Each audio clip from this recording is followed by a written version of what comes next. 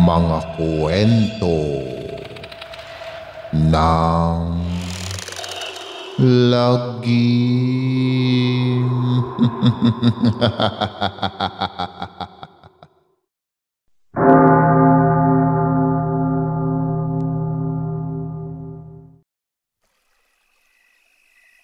Kamusta na mga giliw naming tagapakinig?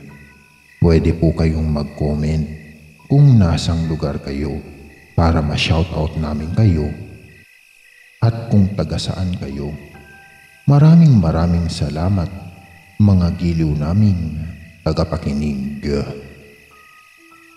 Hanggang sa isang higanting nilalang ang umahon sa karagatan at lumipad ito sa himpapawid at nagpaikot-ikot sa araw na nababalutan ng malaking itim na anino hanggang sa lumitaw ang isang mahabang nilalang na kawangis ng isang dambuhalang ahas na may makukulay na kaliskis at may ulo ng isang leon.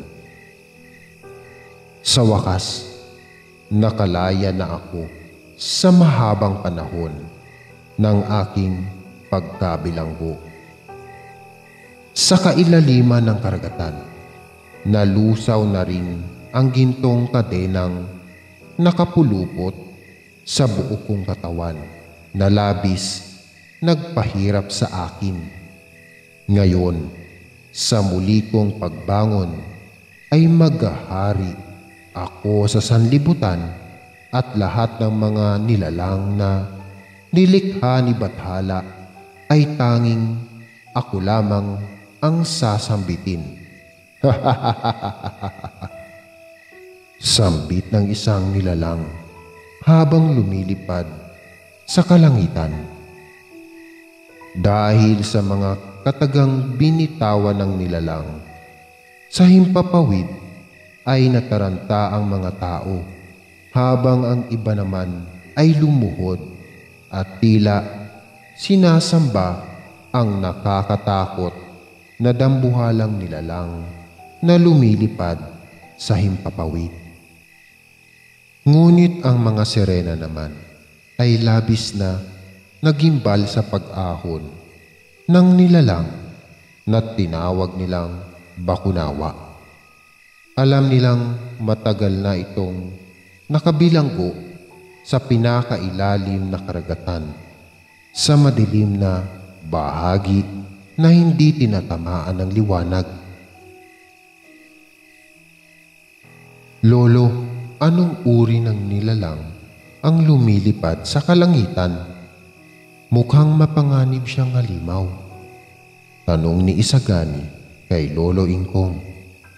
Hindi naman nababakas ang takot sa mukha ng binata dahil ilang beses na rin siyang nakakita ng mga elemento sa kagubatan. Marami ring kaibigan ng sirena ang binata. Hindi na nagawang sagutin ni Lolo Ingkong ang tanong ng kanyang apo dahil nagsimula ng kumilos ang Bakunawa. Sumisid ito sa dagat patungo sa tabing dagat ng kanilang isla kung saan naroon ang mga sirena. Isagani, tutungo ako sa tabing dagat para alamin ang kaganapan. Anumang mangyari ay huwag kang lalabas ng kubo. Maliwanag ba? Saad ng matandang antingero sa kanyang apo. Kita sa mukha ng matanda ang labis na pagkabahala dahil nagsisimula ng sumigawang mga sirena. Ngunit sadyang matigas ang ulo ni Isagani at sumunod ito sa kanyang abuelo patungo sa tabing dagat.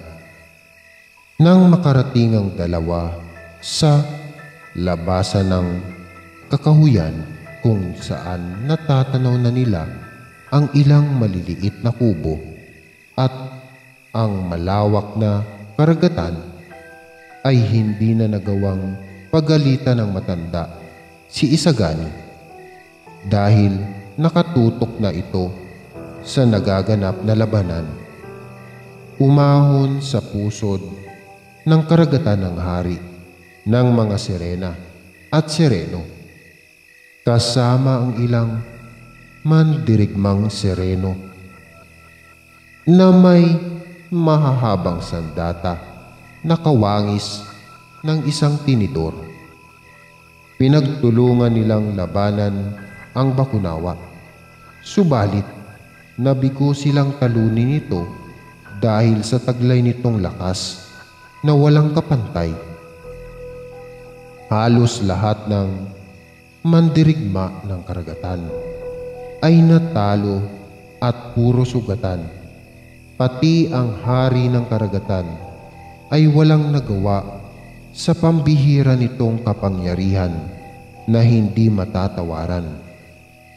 Ngunit hindi sila pinatay ng Bakunawa, bagkos ginawa silang mga alipin, pati na rin ang mga naninirahan sa isla.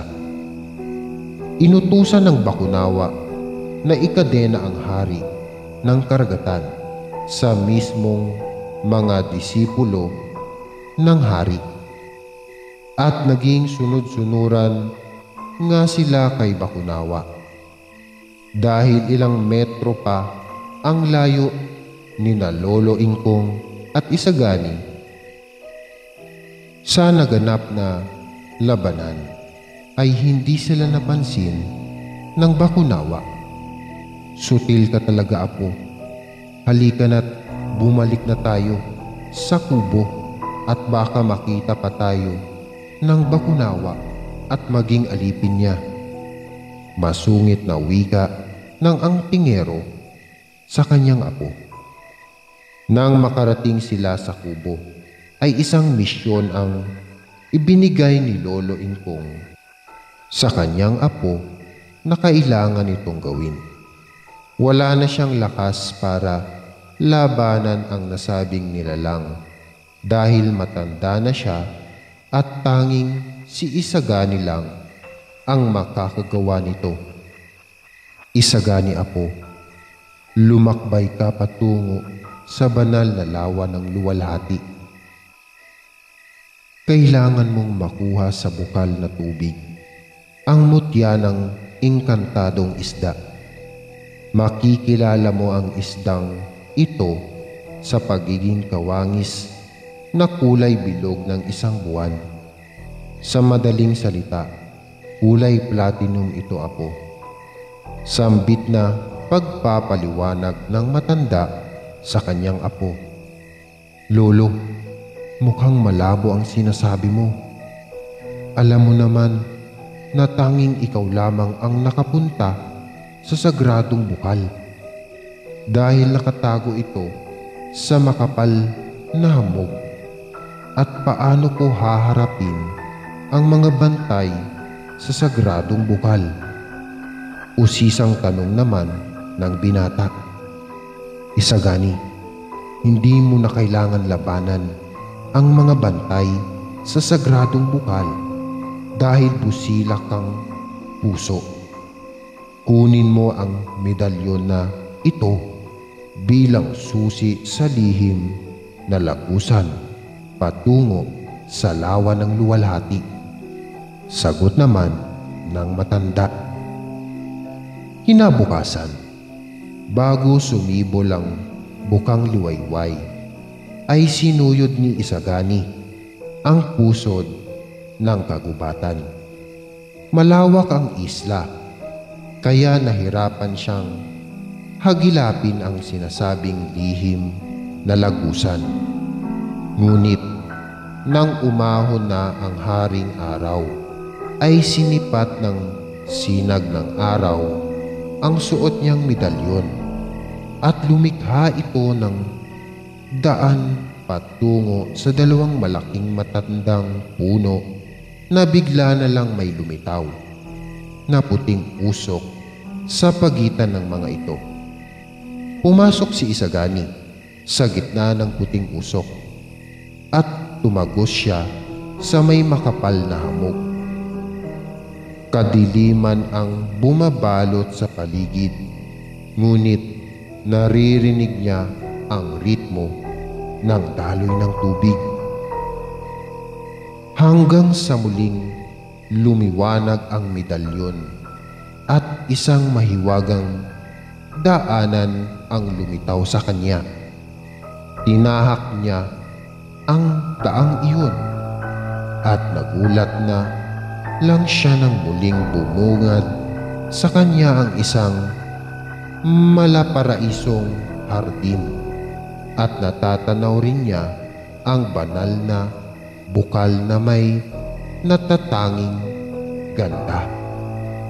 Marami rin siyang nakikitang pambihirang isda na hindi pa niya nakikita sa tanang buhay niya.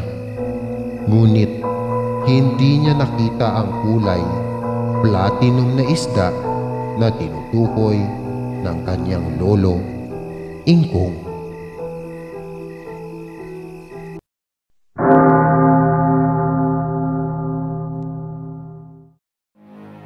Maraming salamat mga giliw naming tagapakinig. Huwag po nating kalimutan mag-subscribe at mag-like ng ating channel para sa mga kwento ng lagi.